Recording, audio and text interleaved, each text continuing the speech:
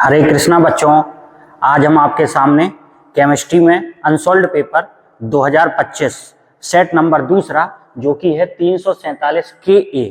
तो इससे पिछले वाली वीडियो में आप चौथे के घात तक सॉल्व कर चुके थे। आगे उसी के आगे पांचवें से क्वेश्चन की शुरुआत करते हैं। तो पांचवें का क्या कहता है? पांचवें का है फैराडे के वैद्युत अपघटन के नियम को संक्षिप्त में समझाइए। कॉपर सल्फेट CuSO4 के विलयन को 2 एम्पियर की धारा से 20 मिनट तक वैद्युत अपघटित किया गया। कैथोड पर निक्षेपित कॉपर का द्रव्यमान क्या होगा? कॉपर का दिया है, कॉपर का परमाणु भार कितना होता है? 63। ठीक है, तो फैराडे के नियम लिखना है। तो फैराडे का प्रथम नियम, वैद्युत अपघटन का प्रथम नियम है, क्या है? तो देखिए, आप इसको याद करें, W समानुपाती Q। W क्या हो गई? मात्रा, और Q क्या हो गया? आवेश। तो वैद्युत अपघटन के समय इलेक्ट्रोड पर मुक्त या एकत्रित हुई पदार्थ की मात्रा। इलेक्ट्रोड का मतलब होता है ये कोई छड़, धातु की बनी हुई कोई छड़। तो वैद्युत अपघटन के समय इलेक्ट्रोड पर मुक्त हुई या एकत्रित हुई पदार्थ की मात्रा उसमें प्रवाहित आवेश की मात्रा के अनुक्रमानुपाती होता है। इलेक्ट्रोड पर मुक्त हुई या एकत्रित हुई माने या तो निकलेगी मात्रा या इस पर आ जाएगी। तो मुक्त या एकत्रित हुई पदार्थ की मात्रा उसमें प्रवाहित आवेश की मात्रा के अनुक्रमानुपाती होती है। ठीक है, तो ये हो गया पहला नियम। समानुपाती Q क्या है? आवेश। तो Q बराबर क्या होता है? तो Q बराबर होता है I इंटू टी। I हो गई विद्युत धारा, T हो गया समय। तो Q के स्थान पर ये रख दिया। समानुपाती हटाएंगे तो एक नीतांक लगाना पड़ेगा। तो नीतांक लगाते हैं यहाँ Z। तो W बराबर ZIT। Z क्या है बच्चों? Z है एक स्थिरांक जिसे वैद्युत रासायनिक तुल्यांक कहते हैं। Z को क्या कहते हैं? वैद्युत रासायनिक तुल्यांक कहते हैं। ये नियम आपको याद हुआ। वैद्युत अपघटन के समय इलेक्ट्रोडों पर मुक्त हुई या एकत्रित हुई पदार्थ की मात्रा उसमें प्रवाहित आवेश की मात्रा के अनुक्रमानुपाती होती है। ये पहला नियम हो गया। ठीक है, आगे देखिए, फैराडे का द्वितीय नियम। द्वितीय नियम क्या कहता है? द्वितीय नियम ये कहता है कि जैसे अगर मान लीजिए दो हमारे पास इलेक्ट्रोड हैं या दो से ज्यादा है, तो दो अगर इलेक्ट्रोड हैं तो यदि समान विद्युत धारा समान समय के लिए तो विद्युत धारा भी समान हो गई और समय भी क्या हो गया? समान। भिन्न भिन्न वैद्युत अपघट्यों के विलयनों में प्रवाहित की जाती है। ये वैद्युत अपघट का विलयन मान लीजिए कॉपर सल्फेट का है, ये वैद्युत अपघट का विलयन सिल्वर नाइट्रेट का है विलयन। तो लिखा हुआ है, यदि समान विद्युत धारा समान समय के लिए भिन्न भिन्न वैद्युत अपघट्यों के विलयनों में प्रवाहित की जाती है तो इलेक्ट्रोड पर, ये हो गए इलेक्ट्रोड पर मुक्त या एकत्रित हुई पदार्थ की मात्राएं उनके तुल्यांकी भारों के समानुपाती होती है। इस पर मुक्त होगी या एकत्रित होगी, या तो मुक्त हो गई निकल जाएगी मात्रा, या उस पर मात्रा आ जाएगी। तो मुक्त हुई या एकत्रित हुई पदार्थ की मात्रा उनके जो विलयन है उनके तुल्यांकी भारों के समानुपाती होती है। बात समझ में आई? इसका W1 समानुपाती किसके होगा? E1 तुल्यांकी भार। इक्विवेलेंट वेट, तुल्यांकी भार को इंग्लिश में क्या बोलते हैं बच्चों? Equivalent weight. तो W1 E1 के समानुपाती हो जाएगी। और तुल्यांकी भार किसका? ये कॉपर सल्फेट का विलयन। ठीक, इसमें W2 किसके समानुपाती हो जाएगी? W2 समानुपाती हो जाएगी E2 के। E2 क्या है? इसका विलयन सिल्वर नाइट्रेट का विलयन, तो इसका तुल्यांकी भार। बात क्लियर हुई? यदि समान विद्युत धारा, दोनों में समान विद्युत धारा समान समय तक भिन्न भिन्न वैद्युत अपघट्यों के विलयनों में प्रवाहित की जाती है तो इलेक्ट्रोडों पर मुक्त हुई या एकत्रित हुई पदार्थों की मात्राएं उनके तुल्यांकी भारों के समानुपाती होती है। बहुत सरल नियम है। तो इसी प्रकार W1 समानुपाती E1, W2 समानुपाती E2, W1 अपॉन W2 क्या हो जाएगा? E1 upon E2। इतनी बात क्लियर हुई? अब यदि आपको एक साथ दोनों नियम याद करना है तो पहला नियम क्या है, पहला नियम है W समानुपाती Q। इसका मतलब क्या हुआ, वैद्युत अपघटन के समय इलेक्ट्रोडों पर मुक्त या एकत्रित हुई पदार्थ की मात्रा उसमें प्रवाहित की गई आवेश की मात्रा के अनुक्रमानुपाती होती है। समानुपाती हटाएंगे तो नियतांक लगाना पड़ता है जेड, जेड को क्या कहते हैं बच्चों, वैद्युत रासायनिक तुल्यांक। ठीक है, चलिए आगे चलते हैं। दूसरा नियम क्या है, दूसरा नियम कहता है यदि समान विद्युत धारा समान समय तक भिन्न भिन्न वैद्युत अपघट्यों के विलयनों में प्रवाहित की जाती है तो इलेक्ट्रोडों पर मुक्त या एकत्रित हुई पदार्थ की मात्राएं उनके तुल्यांकी भारों के समानुपाती होती है। तुल्यांकी भार क्या होता है, इक्विवेलेंट वेट। ठीक है, अब क्वेश्चन देखते हैं। क्वेश्चन कहता है कॉपर सल्फेट के विलयन को, कॉपर सल्फेट को आयनों में तोड़ दिया तो SO4-2 होता है तो Cu क्या हो जाएगा, +2। तो ये तोड़ दिया। कैथोड पर, तो कैथोड क्या होता है, माइनस, एनोड का होता है प्लस, तो कैथोड होता है माइनस, माइनस के पास कौन जाएगा भाई, कैथोड माइनस का होता है, कैथोड का होता है माइनस का, तो माइनस वाले के पास जाएगा कौन, प्लस ही वाला जाएगा, ये तो जाएगा नहीं, प्लस वाला जाएगा, तो ये प्लस वाला पहुंच गया। और जैसे ये प्लस वाला पहुंचा इसने 2 इलेक्ट्रॉन ग्रहण करके +2 -2 +2 -2 आवेश क्या हो गया 0, तो ये कॉपर बना देगा, कॉपर परमाणु या कॉपर धातु बना देगा। इतनी बात क्लियर हुई। देखिए Cu+2 लिखा था, 2 इलेक्ट्रॉन जोड़ दिया तो +2 -2 क्या हो गया 0, तो क्या बनाया कॉपर। इसमें मात्रा आपसे पूछी गई है, द्रव्यमान, धारा कितनी है 2 एम्पियर, समय कितना है T 20 मिनट, मिनट को आपने सेकंड में बदल लिया तो 1 मिनट में 60 सेकंड होते हैं, तो 60 का गुणा कराए तो ये 1200 सेकंड हो गया। ठीक है, अब लगाते हैं, W पूछा गया है तो W बराबर ZIT। ठीक है, W निकालना है, I आपको पता है, T आपको पता है, Z वही Z क्या, वैद्युत रासायनिक तुल्यांक, तो Z बराबर होता है E/96500। ठीक है, Z बराबर क्या होता है E/96500। ये 96500 क्या है बच्चों, फैराडे नियतांक, फैराडे नियतांक जिसको आप कहते हैं कैपिटल F, फैराडे नियतांक। मान कितना होता है 96500 कूलाम, तो ये Z की जगह रख दिया क्योंकि Z बराबर होता है I कितना है 2 और समय कितना है 1200। अब E क्या है, E है तुल्यांकी भार, हम आपको अलग से बताते हैं, E तुल्यांकी भार। ठीक है, तो तुल्यांकी भार बराबर आयन का भार बटे 2, 63/2। क्यों, क्योंकि देखिए ये है Cu+2, तो कॉपर का भार कितना है, कॉपर का परमाणु भार कितना है 63, तो 63 हो गया, और आवेश कितना है 2, तो बटे में क्या हो जाएगा, आवेश 2 है तो बटे में 2। तुल्यांकी भार बराबर आयन का भार या इसी जगह परमाणु भार हो सकता है या इसी जगह अणुभार हो सकता है, बटे में x होता है। तो x क्या है, तो यहाँ आयन पर आवेश कितना है, आयन पर आवेश कितना है 2, तो बटे में क्या रख दिया 2। मान रखिए 63 है बटे 2 बटे 96500 गुणा 2 गुणा 1200, ये 2 से 2 कैंसिल, 2 0 से ये 2 0 कैंसिल, 63 गुणा 12 बटे 965, तो ये W आ गया 783 ग्राम। ये आपका आंसर। देखिए बच्चों सब कुछ दिया था, Z बराबर क्या है, ये E/96500। E क्या होता है, तुल्यांकी भार, तुल्यांकी भार बराबर क्या होता है, या तो परमाणु भार होगा या अणु भार होगा या आयन का भार होगा। तो ये बच्चों आयन है तो इसका भार कॉपर का भार कितना होता है 63, और बटे में क्या आएगा, इस पर आवेश कितना है 2, तो आवेश कितना हो गया 2, 63/2, ये E हो गया। इस प्रकार से ये क्वेश्चन हो गया। अगला सवाल देखते हैं।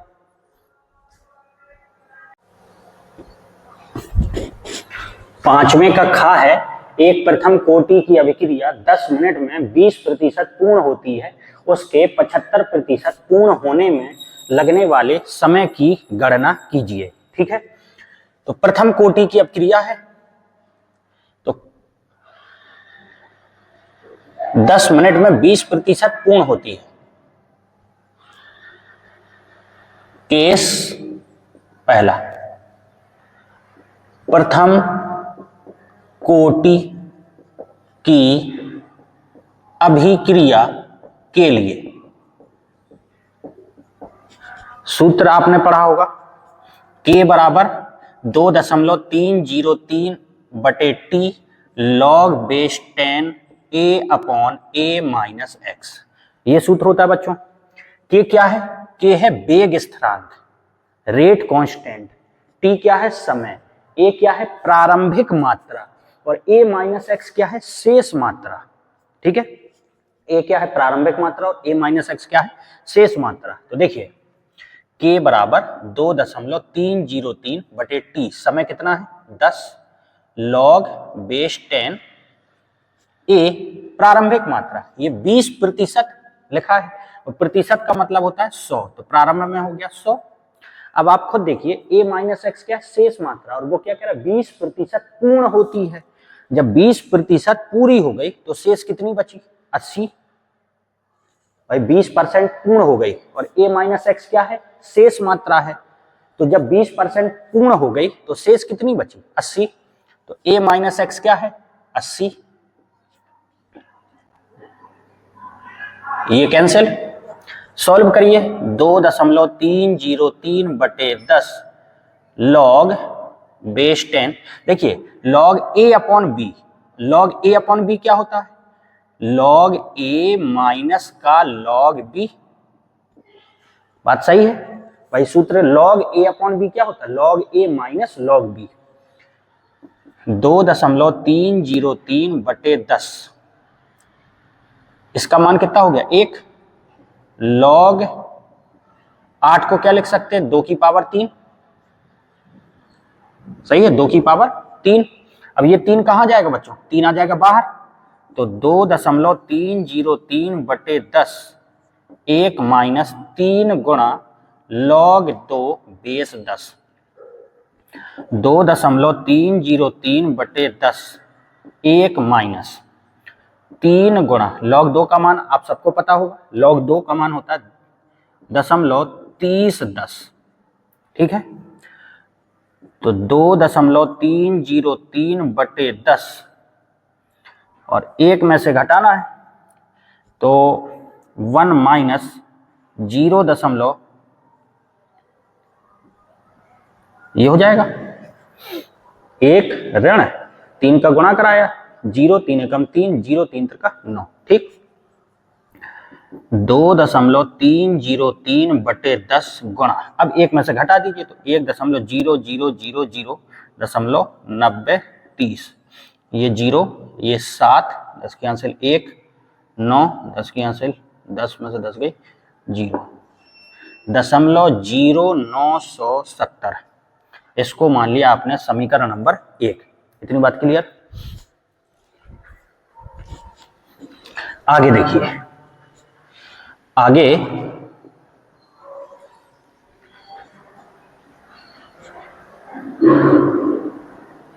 केस दूसरा, दूसरा क्या कहता है? 75% अभिक्रिया पूर्ण होने में लगा समय निकालना है, तो 75% अभिक्रिया पूर्ण होने में।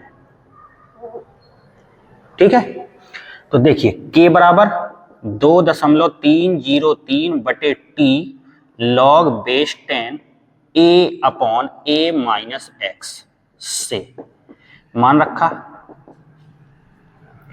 2.303 बटे टी निकालना है, लॉग बेस 10 A प्रारंभिक मात्रा कितनी? 100% है, और 75% अभिक्रिया पूर्ण हो गई। जब 75% अभिक्रिया पूर्ण हो गई तो शेष कितनी बची? 100 पूरी कितनी है? 100, और 75 पूरी हो गई तो शेष कितनी बची, 100 में से 75 आप घटा देंगे तो कितनी बची, 25। ये बात समझ में आई। a माइनस एक्स को ध्यान रखिएगा, a माइनस एक्स क्या होती है, शेष मात्रा होती है। तो जब 75 पूरी हो गई तो शेष कितनी बची, 25 बची। ये हो गया, इससे ये कैंसिल। समीकरण 1 से k का मान रखने पर भैया मान रख दीजिए, तो k की जगह होगा 2.303 बटे 10 गुणा 0.0970 बराबर 2.303 बटे t log बेस 10। 4 को क्या लिख सकते हैं, 2 का स्क्वायर। ये 2 कहां जाएगा, बाहर, इससे ये कैंसिल। 0.0970 बटे 10 बराबर 1/t, 2 बाहर आ गया, log 2 बेस 10। 0.0970 बटे 10 बराबर 1/t गुणा 2, और log 2 का मान कितना होता है, 0.3010। तो t बराबर क्या हो जाएगा, t बराबर, तो t को लाए इधर पर, पक्षांतर किया तो t को लाए इधर पर, तो 2 गुणा 0.3010 बटे ये 10 कहां जाएगा, ऊपर, और बटे में क्या आएगा, 0.0970। अब देख लो, t का पक्षांतर किया, ये इधर आएगा और ये नीचे चला गया। अब 1 2 3 4 दशमलव हटाए, 1 2 3 4, ये दशमलव हटा दिया, ठीक है। 0 से 0 कैंसिल हो गया। जब आप कैलकुलेशन को सॉल्व करेंगे तो ये आ जाएगा 62.06, और ये काहे में दिया था, मिनट में, तो मिनट, ये हमारा आंसर आ जाएगा। अगला सवाल देखते हैं। 5वें का गा का पहला प्रश्न है बच्चों, निम्नलिखित उपसय संयोजक यौगिकों के सूत्र लिखिए। तो जो उपसय संयोजक यौगिक हैं उनके ये IUPAC नाम लिखे हैं, आपको इनका सूत्र लिखना है। तो ध्यान से देखिएगा, बहुत सरल तरीके से आपको समझा रहे हैं। Tetraammine di aqua cobalt third chloride. तो देखिए, कोबाल्ट CO, टेट्राएमीन NH3 कितने हो गए, 4, टेट्रा मतलब 4, और डाई एक्वा, एक्वा मतलब H2O है कितने, डाई 2, और फिर क्या है, क्लोराइड। तो क्लोराइड क्या होता है बच्चों, Cl माइनस, ठीक है। और कोबाल्ट की ऑक्सीकरण संख्या कितनी है, 3। NH3 पर कोई आवेश होता है क्या, NH3 पर कोई आवेश नहीं होता, 0। इसी प्रकार H2O पर कोई आवेश होता है क्या, कोई आवेश नहीं होता, 0। तो पूरे पर कितना आवेश आएगा, पूरे पर, तो 3 + 0 + 0 कितना आ गया, 3। अब आपको पता होगा, सूत्र बनाते समय इनका कैंची गुणा करा दीजिए, मतलब 1 आएगा इधर पे, माइनस का मतलब क्या है, -1, तो 1 आएगा इधर पर, 3 गया इधर पर, तो सूत्र क्या बना, CO NH3 का होल 4 H2O का होल ट्वाइज, 1 आ गया इधर पर और 3 गया इधर पे, Cl3। ये हमारा फाइनल आंसर आ गया, ठीक। ये आप इसको रफ में भी कर सकते हैं, ये तो हमने समझाने के लिए इस प्रकार से बता दिया कि भैया इसकी ऑक्सीकरण संख्या कितनी है, 0, क्योंकि NH3 पर कभी कोई आवेश होता ही नहीं है। अगर NH4 लिखा होता तो जरूर NH4 क्या होता है, प्लस, इस पर तो कोई आवेश नहीं होता, तो 0। तो ये समझाने के लिए हमने इस प्रकार लिख दिया। ये आप रफ में भी कर सकते हैं, बाकी आंसर ये है आपका। दूसरे वाले को देखिए, दूसरा वाला है जैसे पोटेशियम, K लिखा, और K क्या होता है, प्लस का। आगे चले, क्रोमेट, क्रोमेट का मतलब Cr। ट्राई ऑक्जेलेटो, ऑक्जेलेटो क्या होता है, C2O4, C2O4, और ट्राई का मतलब 3, और तो कुछ है नहीं। देखिए, पोटेशियम लिखा है, पोटेशियम लिख दिया। इसके बाद क्रोमेट से पता चला Cr है, ऑक्जेलेटो, ऑक्जेलेट, ऑक्जेलेट क्या होता है, ऑक्जेलेट होता है C2O4 - 2, तो हमने लिखा C2O4, और ये ट्राई, ट्राई का मतलब 3, तो 3 लिख दिया। अब आपको उसने दे रहा है क्रोमेट, इस पर ऑक्सीकरण संख्या 3 है, और C2O4 कितना होता है, C2O4 -2 होता है। क्लियर? तो आप ये बताओ पूरे पर आवेश कितना आएगा? प्लस का 3 और माइनस का 2, 3 है तो ये माइनस का 6 हो जाएगा। तो प्लस का 3 और माइनस का 6, माइनस का 3 बचा। क्लियर? अब सूत्र बनाने के लिए इनका क्या कराइए, इसको इधर ले जाइए और इसको इधर लाइए, तो हो जाएगा K3, 3 आ गया इधर पे, 1 गया इधर पे, CrC2O4 का होल थ्राइज। ये आपका आंसर है। कितने आसानी से आप आंसर लिख सकते हैं। ठीक है, अगला देखिए। अगला कहता है FeCN6-4 FeH2O का 6+2 के तनु विलयनों के रंग भिन्न होते हैं, समझाइए। तो रंग भिन्न होते हैं समझाइए। तो देखो FeCN का 6-4, Fe की ऑक्सीकरण संख्या निकालिए। तो माना Fe की ऑक्सीडेशन नंबर, ऑक्सीकरण संख्या x, तो x प्लस 6 गुणा Cn क्या होता है? Cn माइनस होता है, साइनाइड Cn माइनस होता है। तो -1 रखिए बराबर में -4, तो x -6 बराबर -4, तो x बराबर 2 ऑक्सीकरण संख्या आई इसकी। ठीक है, इससे Fe का परमाणु क्रमांक कितना होता है? 26। आप एसपीडीएफ बनाएंगे 1s2 2s2 2p6 3s2 3p6 4s2 3d6। 26 है, 2 2 4 6 10 2 12 6 18 2 20 और 6 26, 26 हो गए। तो ये बना। अब ऑक्सीकरण संख्या कितनी है? +2। तो इसका मतलब 2 इलेक्ट्रॉन आपको निकालना है। कहां से निकालेंगे? बाहर। बाहर में कहां से? S से। तो ये बनेगा 1s2 2s2 2p6 3s2 3p6 4s0 3d6। ठीक है, अब आपने 3d को बनाया, 1 2 3 4 5, 3d। आपको पता होगा d के कितने भाग होते हैं? 5। अब 6 इलेक्ट्रॉन है, 1 2 3 4 5 6 भर दिए। ठीक, अब Fe चूंकि Cn माइनस प्रबल लीगेंड है, प्रबल लीगेंड है, अतः यह अयुग्मित इलेक्ट्रॉनों को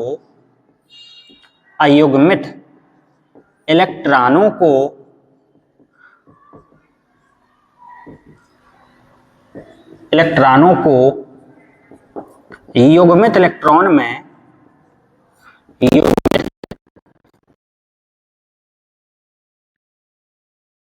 परिवर्तित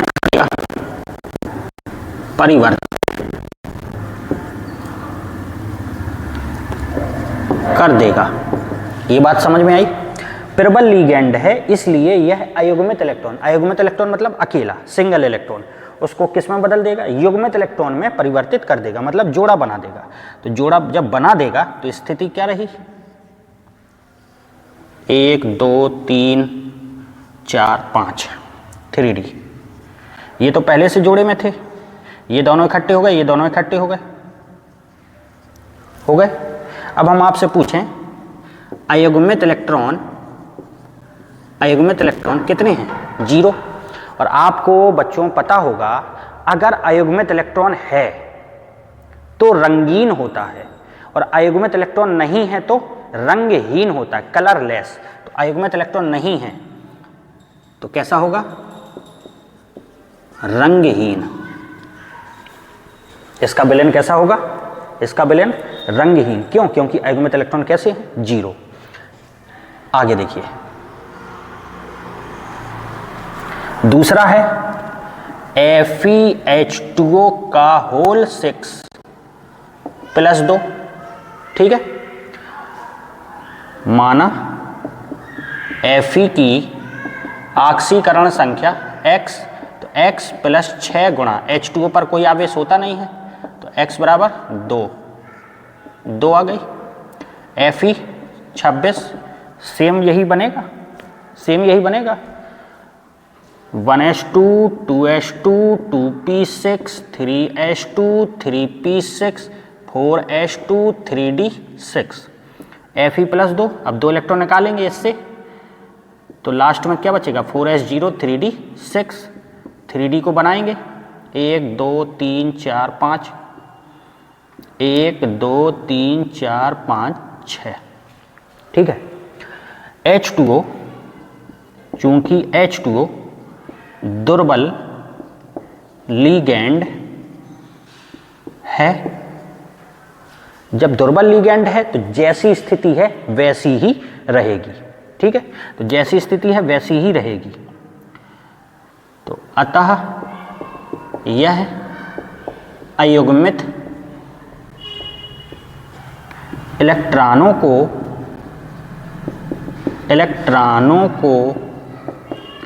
युग्मित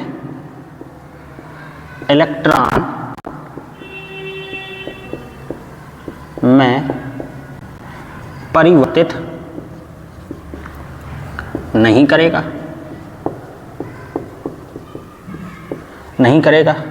तो जैसा है वैसे ही रहेगा। 1 2 3 4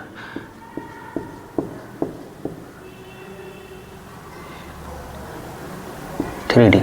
ठीक। अयुग्मित इलेक्ट्रॉन कितने हैं? अयुग्मित इलेक्ट्रॉन बराबर 1 2 3 4। अयुग्मित इलेक्ट्रॉन कितने हैं बच्चों? 4। हम कहते हैं अयुग्मित इलेक्ट्रॉन 1 हो चाहे 2 हो चाहे 3 हो चाहे 4 हो, इसमें अयुग्मित इलेक्ट्रॉन है। अतः विलयन कैसा होगा? विलयन रंगीन होगा।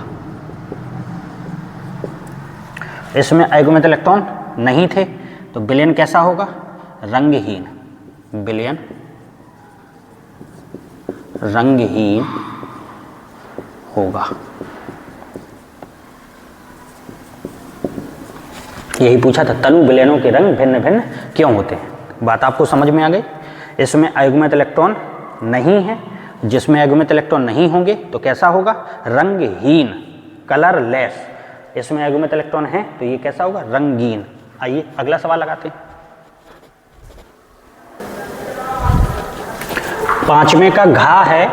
पहला ज्वेटर आयन के बारे में पूछा है, दूसरे में पेप्टाइड बंध पूछा है, तीसरे में प्रोटीन की प्राथमिक संरचना पूछी और चौथे में पॉलीसैकेराइड पूछा है।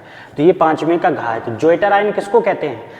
तो एमिनो अम्ल जो होता है, एमिनो अम्ल, तो एमिनो अम्ल में एक ही अणु में NH2 समूह भी होता है और एक ही अणु में COOH भी होता है।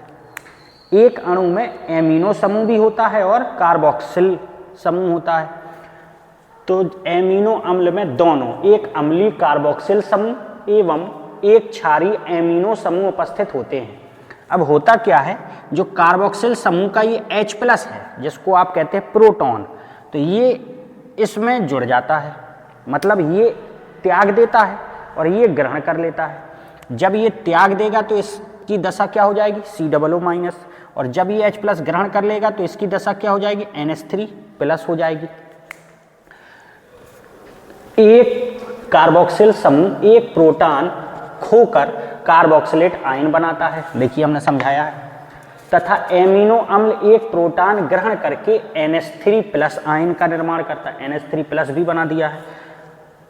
इस प्रकार उदासीन जलीय विलयन में एमिनो अम्ल द्विध्रुवीय आयन संरचना बनाते हैं, जिसे ज्वेटर आयन कहते हैं। आप यहां से समझ सकते हैं। तो देखिए एमिनो अम्ल का सूत्र याद रखने के लिए, एमिनो अम्ल का सूत्र याद रखने के लिए, जैसे ये कार्बन लिखा, अब आपको पता होना चाहिए कि इसी में COOH जोड़ना है और इसी में NH2 जोड़ना है। अब कार्बन कितने बॉन्ड बनाता है? 4। तो या तो आप दोनों जगह HH लगा दीजिए या एक जगह R कर दीजिए। अब R के स्थान पर CH3, एक कार्बन भी हो सकता है, 2 कार्बन भी हो सकते, 3 कार्बन भी हो सकते, तो यही आपको यहाँ पे लिखा गया है। अब कार्बोक्सिल समूह का H+ प्रोटॉन यहाँ से निकल के और यहाँ आ जाएगा, तो ये क्या बचेगा? COO- और H+ यहाँ आ गया तो ये NH3+ हो जाएगा। तो इस प्रकार द्विध्रुवीय संरचना बच जाती है, जिसको ज्वेटर आयन कहते हैं। पेप्टाइड बंध क्या है? पेप्टाइड बंध में 2 समान अथवा भिन्न प्रकार के एमिनो अम्ल, कौन? एमिनो अम्ल जो अभी आपको समझाया, क्या कार्बन COOH जोड़िए, NH2 जोड़िए, 2 बॉन्ड बचे हैं तो या तो आप HH लगा दें, तो NH2 CH2 COOH, नहीं लगाना है तो R लगा सकते हैं। कोई कहे यहाँ पे भी लगा सकते हैं, बिल्कुल लगा सकते हैं, क्योंकि चारों संयोजकता पूरी होना चाहिए। ठीक है, तो 2 समान अथवा भिन्न प्रकार के एमिनो अम्ल की अणुओं के मध्य अभिक्रिया होती है तो एक एमिनो अम्ल का NH2 समूह दूसरे एमिनो अम्ल के COOH समूह से क्रिया करके H2O पृथक कर देता है और CONH बंध का निर्माण होता है। CONH बंध को ही क्या बोलते हैं, पेप्टाइड बंध कहते हैं। जैसे आपने ये एमिनो अम्ल लिखा जिसका नाम है ग्लाइसीन, दूसरा भी लिखा। अब इधर पे जैसे दोनों एमिनो अम्ल ये हमने समान प्रकार के लिए, आप चाहें तो यहाँ पे एक H के स्थान पर R लगा दें, ये देखिए अलग अलग प्रकार के हो गए। तो क्या हुआ, एक H और OH क्या निकल गया, इधर से H2O निकल गया, HOH मिलके H2O निकल गया, तो NH2 CH2 NH2 CH2 CONH, ये लिखा CONH, CH2 COOH, CH2 COOH, तो ये CONH बंध को ही क्या बोलते हैं, पेप्टाइड बंध, H2O अलग हो गया। प्रोटीन की प्राथमिक संरचना क्या है, तो प्रोटीन की प्रत्येक पॉलीपेप्टाइड श्रृंखला में, पॉलीपेप्टाइड क्या है, ये है पेप्टाइड बंध। जब ये बहुत अधिक संख्या में बनेंगे तो बोलते हैं पॉलीपेप्टाइड। तो पॉलीपेप्टाइड श्रृंखला में एमिनो अम्ल विशिष्ट क्रम में जुड़े होते हैं। एमिनो अम्ल के इसी विशिष्ट क्रम को प्रोटीन की प्राथमिक संरचना कहते हैं। जैसे 2 एमिनो अम्ल ने क्रिया की तो एक पेप्टाइड बंध बना। इसी प्रकार जब बहुत अधिक संख्या में पेप्टाइड बंध बन जाएंगे तो उसको क्या बोलोगे, पॉलीपेप्टाइड। पॉलीपेप्टाइड श्रृंखला में एमिनो अम्ल विशिष्ट क्रम में जुड़े रहते हैं। इसी विशिष्ट क्रम को ही क्या कहते हैं, प्रोटीन की प्राथमिक संरचना कहते हैं।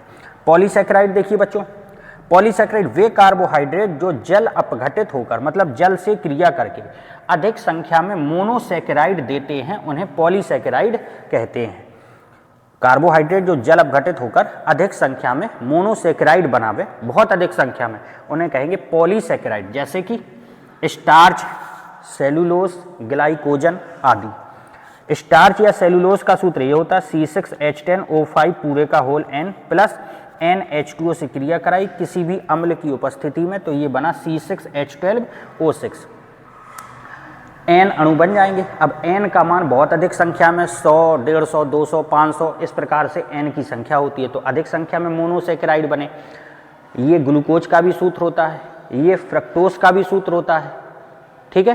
तो ये मोनोसैकेराइड क्यों हैं, अगर आप सोचें तो मोनोसैकेराइड वो होते हैं जो जल अपघटित नहीं होते, जल अपघटित नहीं होते मतलब जल से क्रिया नहीं करते। तो ये जो जल से क्रिया नहीं करेंगे वो मोनोसैकेराइड होंगे। लेकिन वे कार्बोहाइड्रेट जो जल से क्रिया करके बहुत अधिक संख्या में क्या बना दे, मोनोसैकेराइड, उनको क्या कहेंगे, पॉलीसैकेराइड। तो ये इस प्रकार से रिएक्शन हो गई। ये इस प्रकार से 5वें के सभी क्वेश्चन आपने सॉल्व कर लिए। इसके अगले वाले वीडियो में 6वां क्वेश्चन लगाया जाएगा। तो इस प्रकार से धीरे धीरे आप भी इस अनसॉल्व पेपर को सॉल्व कर रहे हैं। उम्मीद करते हैं आपको ये वीडियो अच्छे से समझ में आया होगा। तो कृपया वीडियो को शेयर करें। धन्यवाद।